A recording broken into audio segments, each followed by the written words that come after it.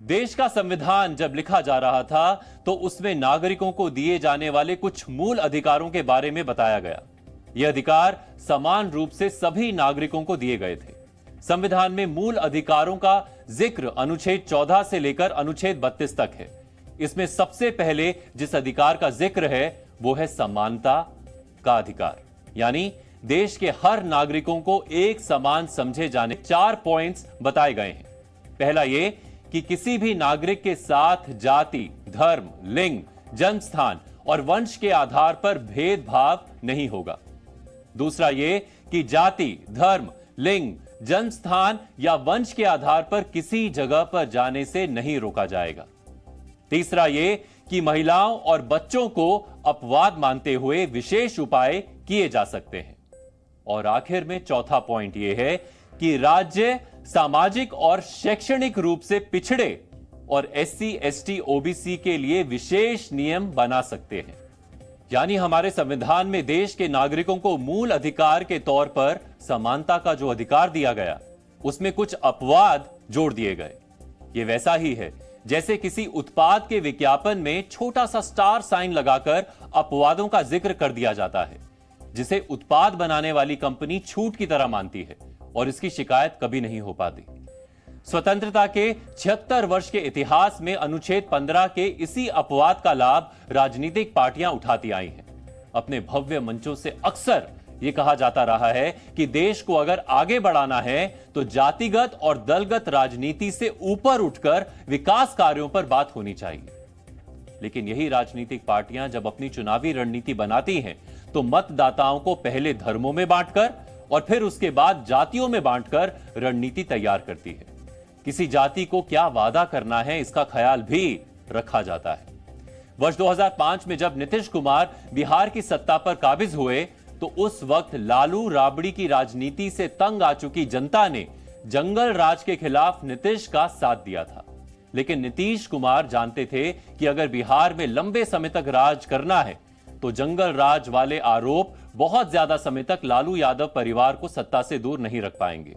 यही वजह थी कि वर्ष 2005 से 2010 के शासनकाल के दौरान नीतीश कुमार ने बिहार की जातिगत नब्ज को पकड़ा।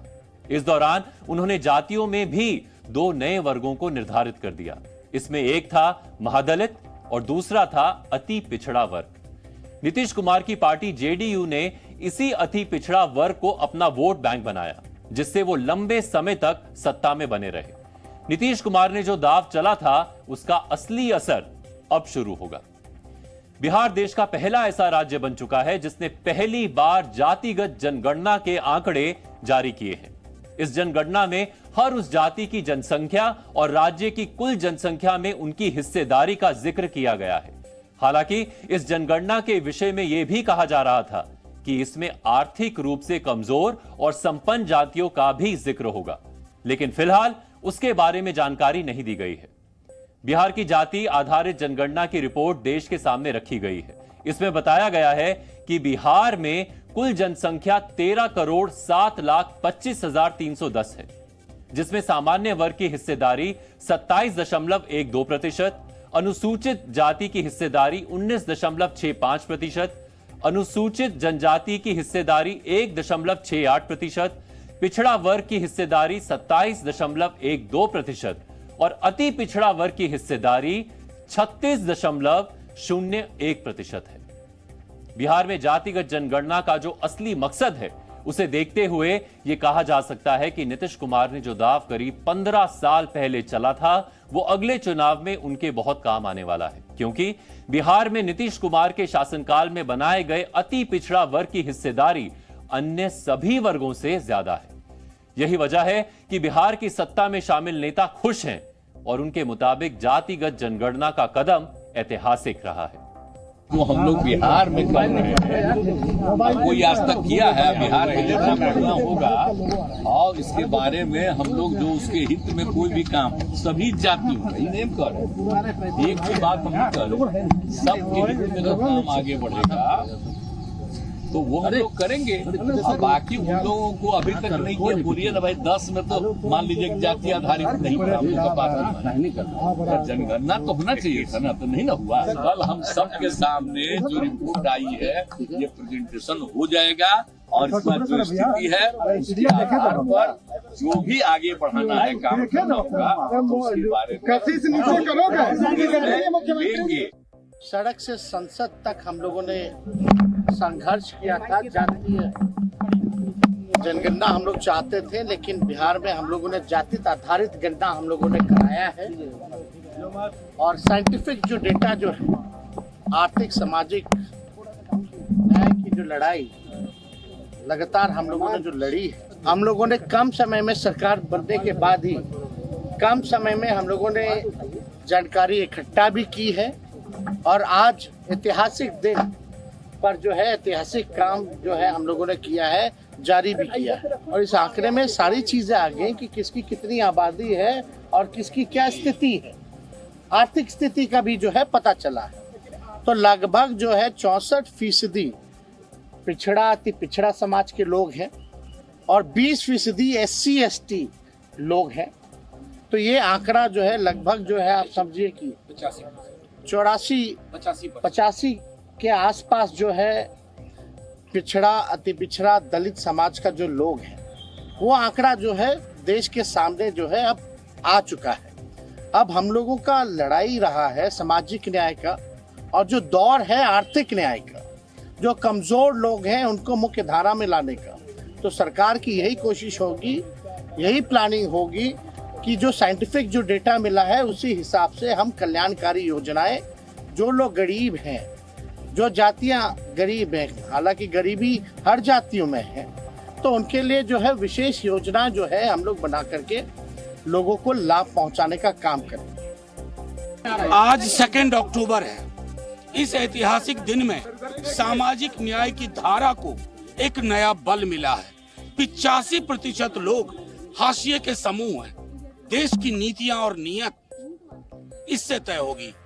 ये कोई एक पार्टी की मांग नहीं थी। मुझे प्रसन्नता है कि हमारे नेता नीतीश कुमार ने इसकी शुरुआत की। उन्होंने जोखिम उठाया, उनको इसके लिए प्रताड़ित भी किया गया और आज का दिन इतिहास में कर्पूरी ठाकुर, VP सिंह के बाद नीतीश कुमार को सैल्यूट करने का दिन है, जिन्होंने 63% जो बिहार की जनता है उसको न्याय दिलाने का काम किया है और ये लड़ाई बिहार तक नहीं होगी। आज जातीय जनगणना का रिपोर्ट प्रकाशित हुआ है। आंकड़ा जिसकी लड़ाई आदरणीय लालू जी, माननीय नीतीश जी, माननीय तेजस्वी जी और जो हम एक समान विचारधारा वाले लोग हैं लगातार लड़ते रहे संसद से लेकर सड़क तक बरसों से। हाँ, भारतीय जनता पार्टी कानूनी अड़चन और जो है नहीं जातीय गणना हो इसके लिए चारों तरफ से जो है किलाबंदी करने का काम किया, लेकिन बिहार की सरकार ने यह आंकड़ा प्रस्तुत करके एक चित्र दिया है, आईना दिया है गरीबी का, गुर्बत का, शिक्षा का, स्वास्थ्य का, सड़क का।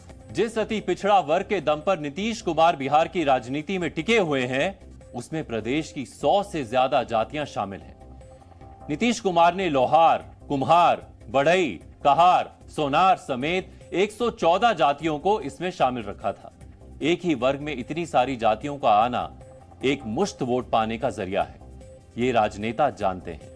वर्ष 2024 के चुनाव में ये अति पिछड़ा वर्ग ही बड़ा गेम चेंजर साबित हो सकता है। अब सवाल यह है कि जातिगत जनगणना की जरूरत आखिर क्यों पड़ी? तो इस जातिगत जनगणना की रिपोर्ट में इसका जवाब भी शामिल है। दरअसल जातिगत जनगणना की इस रिपोर्ट के मुताबिक बिहार में हिंदुओं की संख्या 81.99% है, वहीं बिहार की मुस्लिम आबादी 17.7% है। इसके अलावा अन्य धर्मों की कुल आबादी 1% से भी कम है। आने वाले चुनावों के लिए केंद्र की सत्ता में काबिज बीजेपी पर हिंदुत्व का एजेंडा चलाने के आरोप लगते हैं।